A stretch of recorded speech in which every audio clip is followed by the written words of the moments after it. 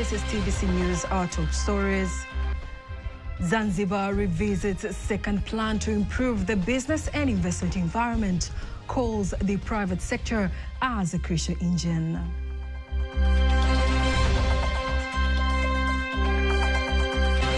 Prime Minister leads masses to bid farewell to the late Lukuvi in Dodoma region.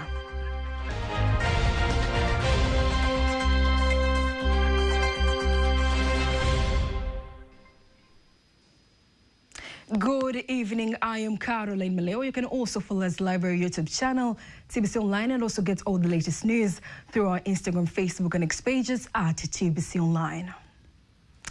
President of Zanzibar and Chairman of the Revolutionary Council, Dr. Hussein Ali Mwinyi, has emphasized that collaboration between the public and the private sector is essential for the successful implementation of the second plan to improve the business and investment environment. The initiative is central to Dr. Mwinyi's administration strategy to accelerate the goals of the Zanzibar Development Vision, Vision 2050. Here are more details. President Dr. Mwinyi made the remarks earlier today at the Julius Nyerere International Conference Center in Dar es Salaam during a review meeting of the draft of the second plan to improve the business and investment environment organized by the Office of the President, Planning and Investment in collaboration with various stakeholders from the public and private sectors.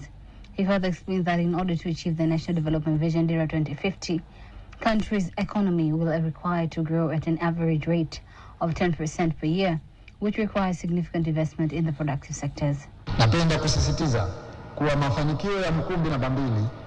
I would like to emphasize that the success of Phase 2 will largely depend on strong cooperation between the public and private sectors. It is therefore our collective responsibility to ensure that the private sector is empowered to operate in a conducive, transparent, and predictable environment. It is also important to continue strengthening infrastructure, financial services, and the use of modern technology in order to enhance the competitiveness of our policies, both regionally and globally. President Dr. Mwinyi revealed that the government has begun to see positive results from efforts to improve the business climate, whereby 2024, 901 investment projects worth US $9.3 billion were registered and are expected to generate more than 212,000 jobs. Kwa upande wa serikali ya mapinduzi ya Zanzibar, tunaendelea kuwa na dhamira ya dhati. On the part of the Revolutionary Government of Zanzibar, we remain firmly committed to working with all stakeholders to build a more favorable environment for business and investment for the benefit of our citizens and the nation as a whole. It is encouraging to see that this commitment continues to yield positive results through collaboration with various stakeholders, including investors and business communities. I would like to urge all participants to make full use of this workshop by sharing their views, experiences, and recommendations that will help improve this initiative. Regarding the preparations of the second plan to improve the business and investment environment, Mkumbi 2, President Dr. Mwinyi emphasizes that the process has considered the broad participation of private and public sector stakeholders with the aim of ensuring that the plan responds to the real challenges of investment and trade in the country. The Vice President of the United Republic of Tanzania, Ambassador Dr. Emmanuel Nchimbi, has met and held talks with the King of Eswatini on the sidelines of the 11th Summit of the Heads of State and Government of the Organization of African, Caribbean and Pacific States being held in Equatorial Guinea. The talks have focused on the best ways to promote and strengthen cooperation, stimulate the development and transformation of the African, Caribbean and Pacific community so as to be able to meet the current challenges and needs. The talks were also attended by the Deputy Minister for Foreign Affairs and East African Cooperation, James Milia, the Ambassador of Tanzania to Equatorial Guinea, who also resides in the Democratic Republic of Congo, Said Juma Mshana, as well as the Ambassador of Tanzania to Belgium and the European Union, Justus Nyamanga. The Prime Minister, Dr. Mwigulu Nchemba, has led hundreds of mourners in a funeral service for the former Minister of State in the Prime Minister's Office, Policy, Parliament, Coordination and Persons with Disability, William Lukuvi, at the Parliament grounds in Dodoma. In his speech, the Prime Minister, Dr. Nchemba, said the late William Lukuvi will be remembered for his leadership and how he was an important link between parliamentarians and the public. Mheshimiwa Lukuvi atakumbukwa sana kama mshauri na mlezi wa kila mmoja. Honorable Lukuvi will be greatly remembered as a mentor and a guardian to many. As several speakers have already noted, he was a father figure, a mentor and a teacher to every member of the parliament and minister. He was always willing to support ministers in their respective sectors to ensure they performed effectively.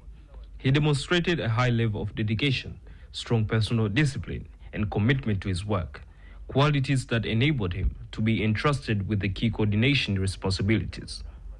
Even when I was first appointed, he offered me a valuable guidance, and even now, after being appointed as the Minister of State in the Prime Minister's office, he remains disciplined and tirelessly individual, someone you never grow weary of working with. The body will lie in state at the Karimjee grounds in Dar es Salaam for a farewell by various dignitaries as well as the public, and the final burial ceremony is expected to take place in Idodi Village, Iringa Rural District, next Tuesday, where President Dr. Samia Suluhu Hassan will join thousands of mourners to honor the late William Lukuvi. May his soul rest in peace.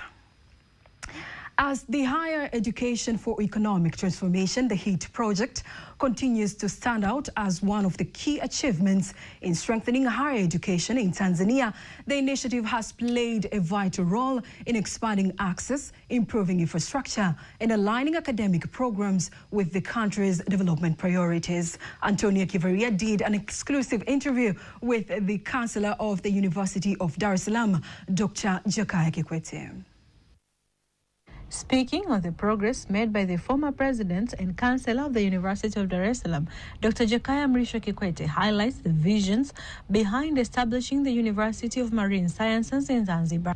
He notes that the move was driven by the need to fully utilize the country's vast marine resources while also building local expertise in marine studies, research, and innovation. Well, first let me say, this one, what we are doing here at IMS, yes, Institute of Marine Sciences, has its own history. Oh. Yes. In 1977, the former East African community collapsed.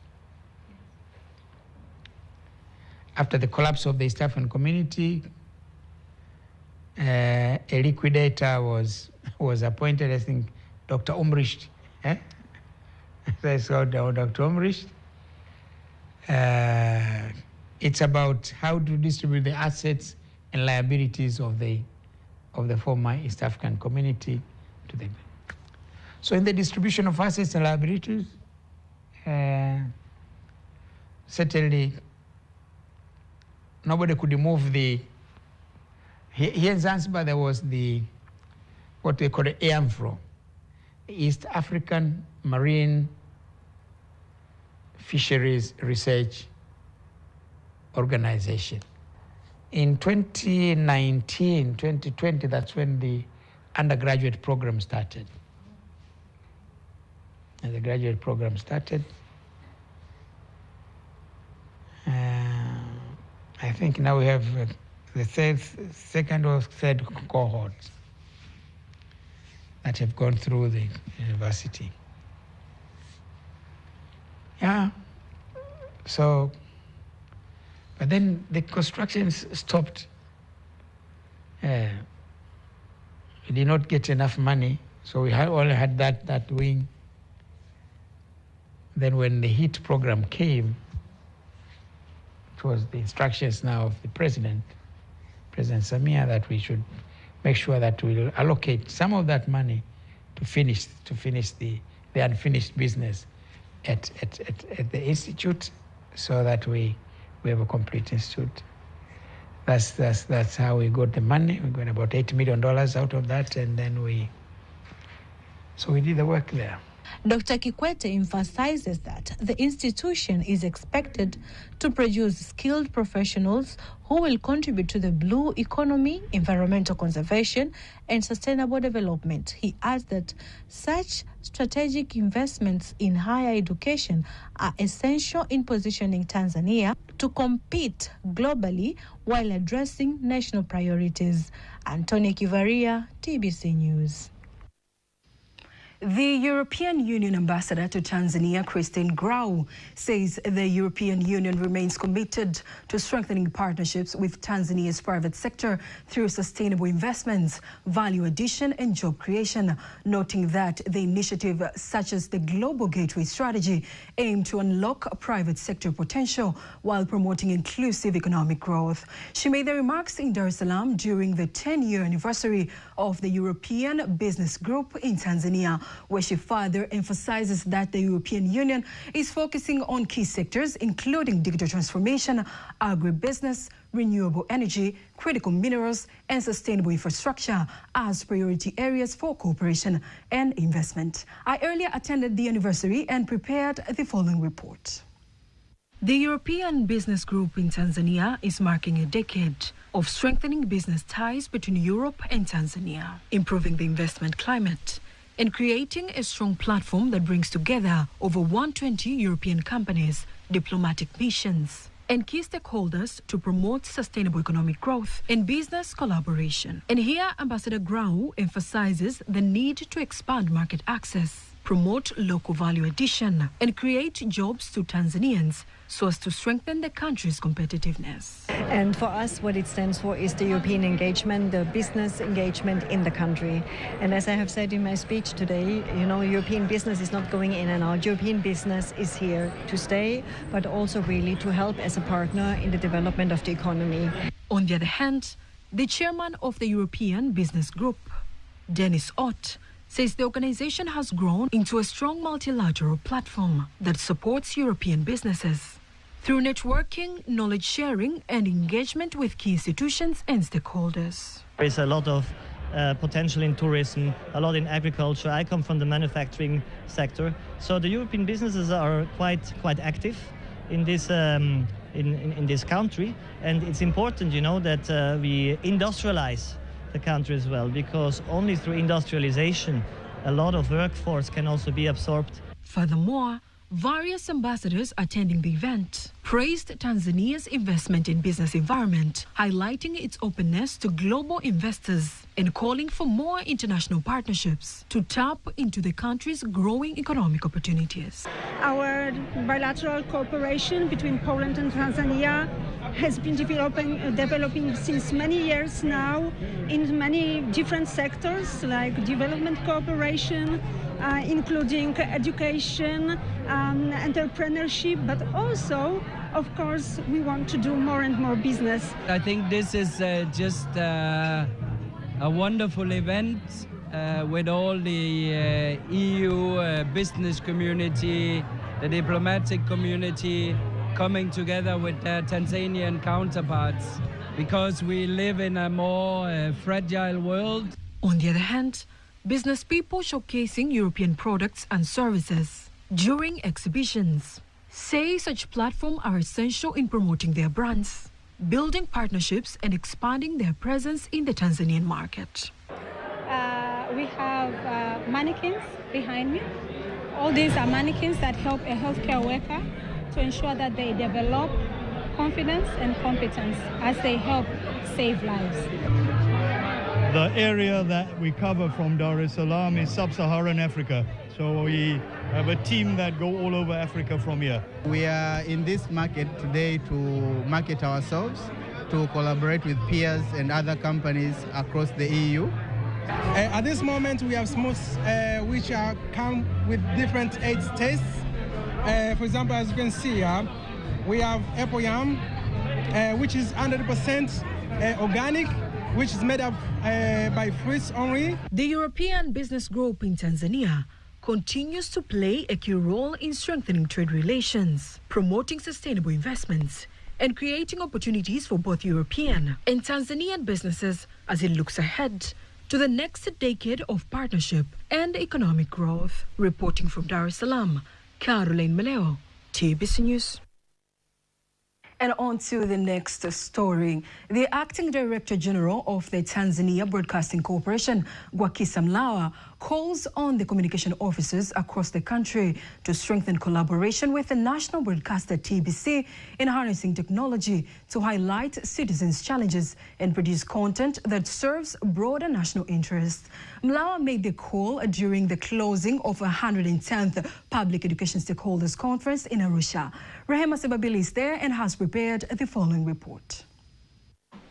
While presenting participation certificates to the communication officers, Gwakisa called for stronger collaboration with TBC, particularly in the implementation of various campaigns and broadcast initiatives to enhance the institution's outreach and impact.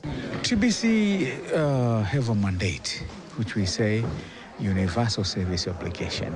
Universal service obligation means that we have to reach every corner of the country and they have to prepare content that relates to each and every person.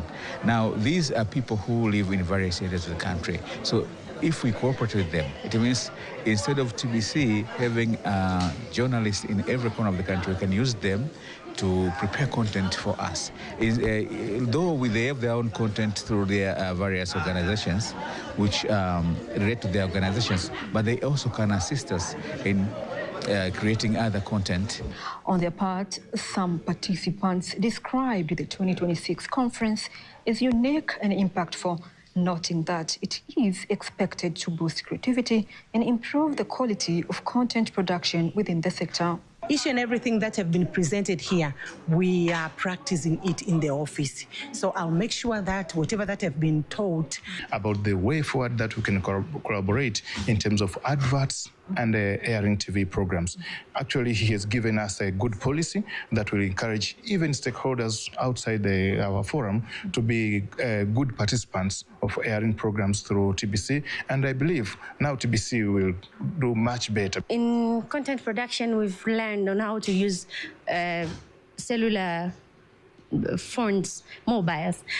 To me, it has been easier because I didn't know perfectly how to use while producing content. So to me and my other staffs will be improving, and it's easy. As we see, everything is on the fingertips right now. Meanwhile, the Director of Business at the PAP International Conference Center, PICC, Francis Rebogora, affirmed continued cooperation with TBC to ensure the sustainability and success of similar conferences in the future. Now, when it comes to conference tourism, we have prepared ourselves with the latest technology when it comes to audio and visual technology.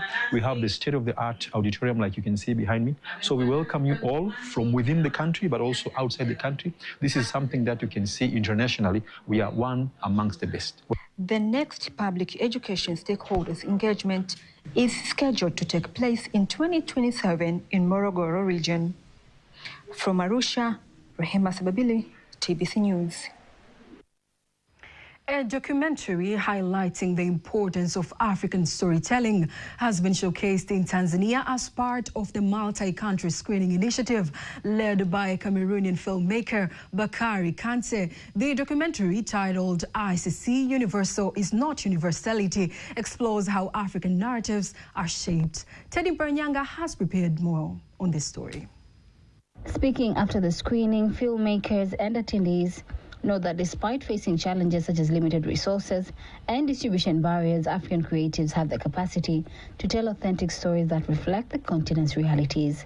They call on fellow filmmakers to boldly address critical issues affecting African societies. The biggest challenge, I would say, is funding. Most of these content creators and filmmakers are after fame, after money, and probably after being known, I would say. But producing such kind of documentary that we have seen today that connects and bring together Africans, it's a very hard subject for them, and most of them, they are lucky or they are shortage of funds and they can't finance it themselves. That's why they tend to opt for the content which are more affordable and doable according to their perspective and environment that they are living. In what has been done by the media to show how Africans should fight for themselves, on how to do justice in the African continent. Chairperson of the Tanzania Film Board, Dr. Mono Makalinga, highlights the role of film as a powerful tool for promoting African unity. She emphasizes that storytelling can help bridge divides and strengthen a shared continental identity. What they're telling us as filmmakers is that Africa has to speak as one voice. Africa has its own specificity, its own locality, and we have to care about that. And it's very, very important to make sure that we are ideologically correct. As I say, I used to tell, one of our teachers used to tell us, as much as you be trying to fail, I'll be trying twice as hard to make sure you fail. I usually change that and say, as much as we'll be trying to develop ourselves, those in the West, the powerful, they will be working twice as hard to make sure that we don't, because it benefits them.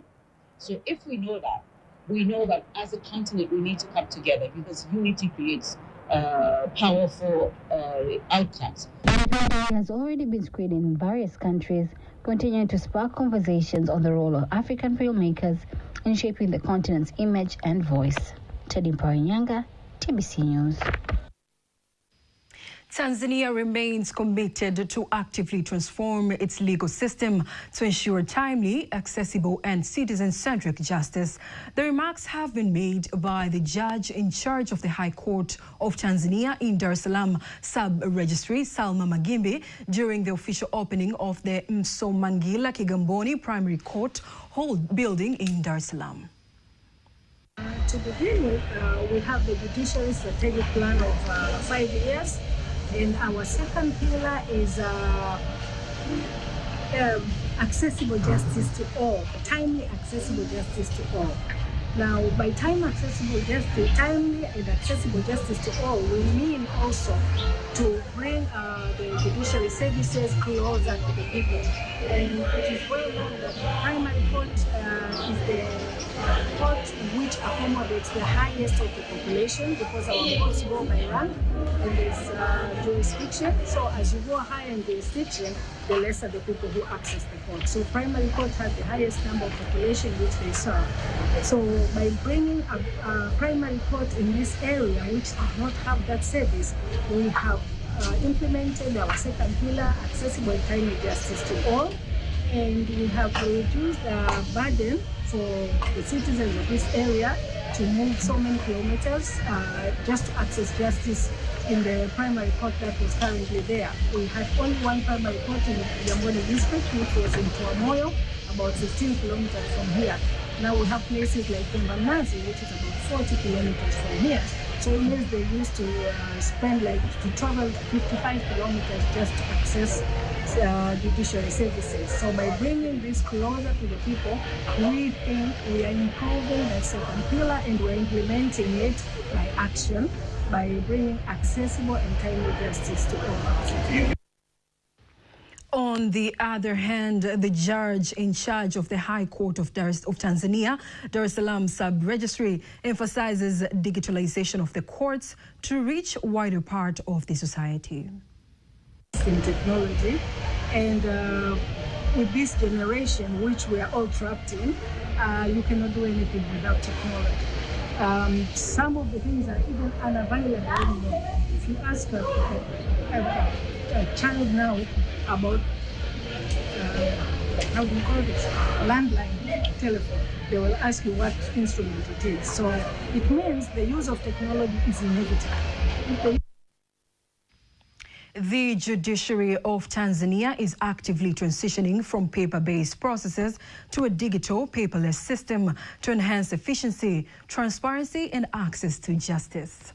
And now, before we wind up the local news for tonight, let's now take a look at today's exchange rates according to the Bank of Tanzania, BOT.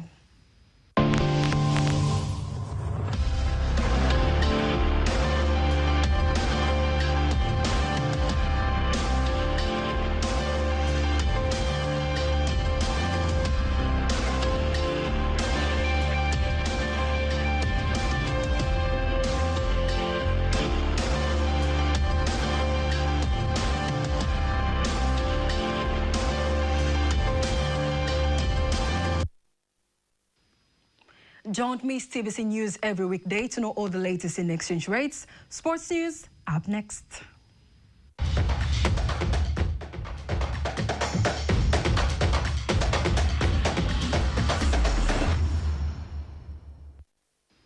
The chairman of the Dar es Salaam Athletic Association, Amani Mungoka, believes that youth runners competitions will open up opportunities to identify talents and promote them for the future sports development in the country.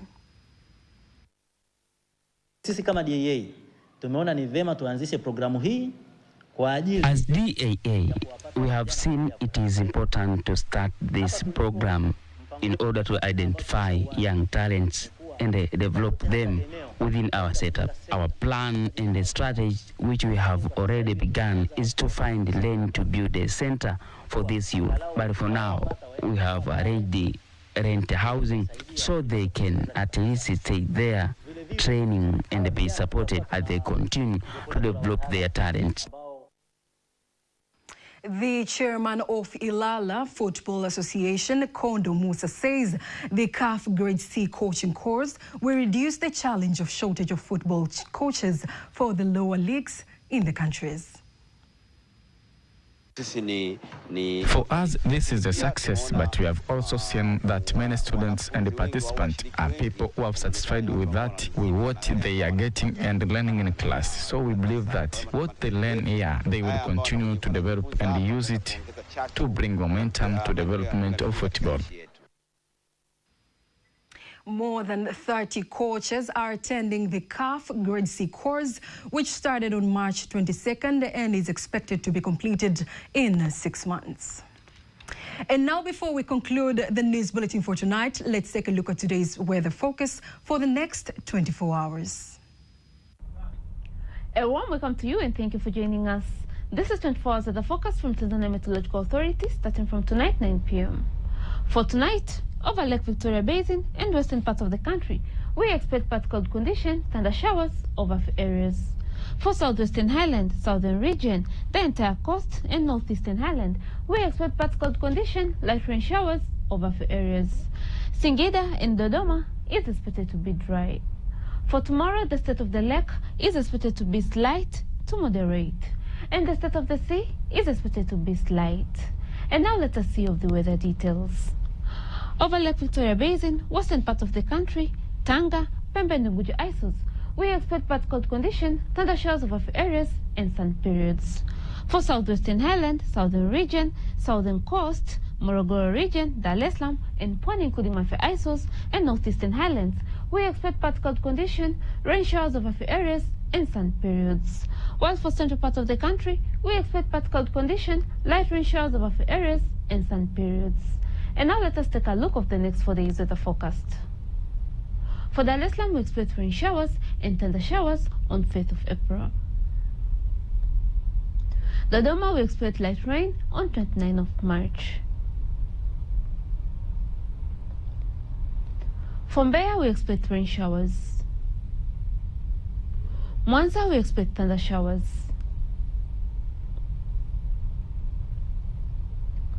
Kilimanjaro, we expect rain showers. Morogoro, we expect rain showers and thunder showers on 5th of April. And Arusha, we expect rain showers. And that's all for today. Make sure to catch up again tomorrow. From Tanzania Meteorological Authority, my name is Maria Fares. Bye-bye. And that marks the end of the news bulletin for tonight. Do not miss our next bulletin in Kiswahili at 11 p.m. On behalf of the whole team, I am Karen, wishing you an incredible night.